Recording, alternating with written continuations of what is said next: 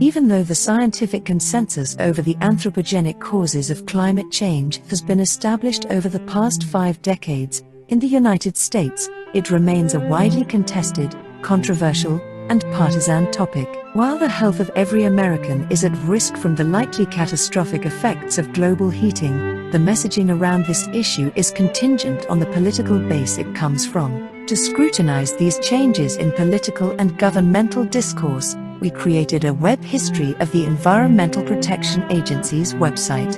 The agency is one of the first ports of call for concerned citizens looking for information on laws, regulations, and climate action agendas. We completed the task by employing the Internet Archive's Wayback Machine and collecting a total of 275 screenshots in an interval of 25 years. Our search started in 1997, when President Clinton, a Democrat, was in office.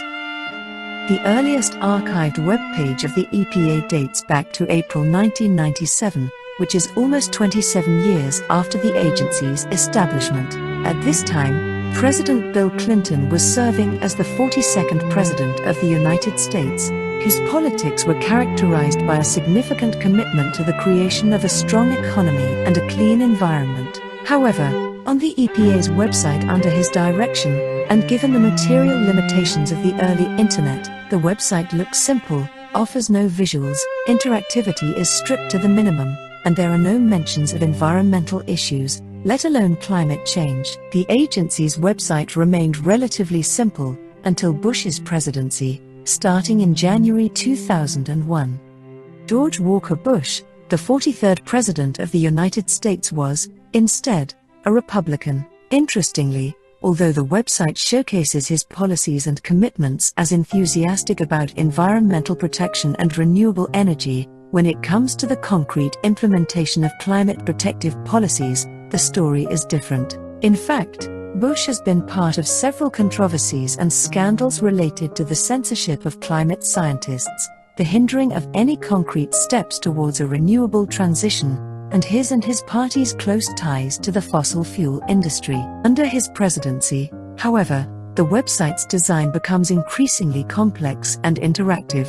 For instance, the section Key Topics, which listed current environmental threats, was introduced along the Centered News Stories in October 2001, which is around the same time in which the term climate change appears on the EPA's website for the first time. This structure allowed the user to skim current stories and get access to a superficial insight into current issues. 2 years later, global warming appears on the web page under the current issues section, and in February 2006, climate change is back, replacing global warming, reflecting the general vernacular of the public sphere employed to discuss our changing climate. The web page is becoming more abundant in information, with local services such as weather and air quality forecasts being provided. Additionally, the web page has become available in Spanish, Chinese, Vietnamese, and Korean after another layout change at the end of 2008. Still,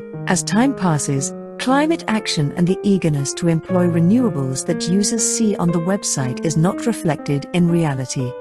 In January 2009, President Barack Obama is sworn into office. His environmental policies are much more aggressive compared to previous presidents, and the EPA's website has now become increasingly image-centric and interactive. By August 2009, the website embraces the Web 2.0. A new media section incorporates Web 2.0 tools and encourages users to share via social media, podcasts, and so on.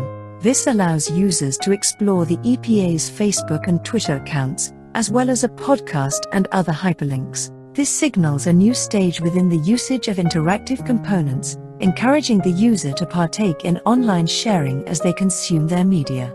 Until 2013, the web page remains fairly consistent, while in 2013, after the announcement of the Climate Action Plan, most content of the web page focuses on climate change. Meanwhile, a video component is introduced to the web page. After this announcement, climate change remains a popular feature on the EPA's website until January 2017, when the 45th President of the United States, Donald J. Trump, is sworn into office. A controversial figure in many ways, after heading into office, Trump entirely reversed the Obama administration's climate action plan.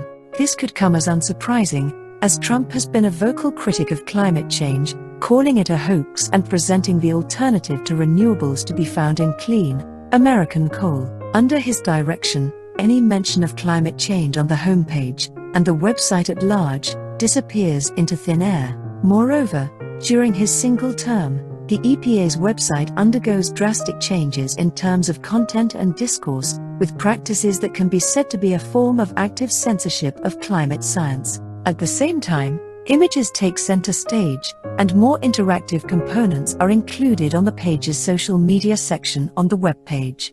Fortunately, Trump's disastrous climate policies and anti-scientific discourse come to an end when, in 2017, Joe Biden, the incumbent, takes office in January of 2021. The words climate change and the related content previously stripped from the website make a comeback through the website at large and the homepage, where the topic is currently always at center stage. This reflects his administration's reinstitution of the Climate Action Plan, a strong concern for climate change, and the implementation of the new Bipartisan Inflation Reduction Act, which seeks to kickstart an adaptation and mitigation processes in the country while containing the largest climate investment by the U.S. federal government in history.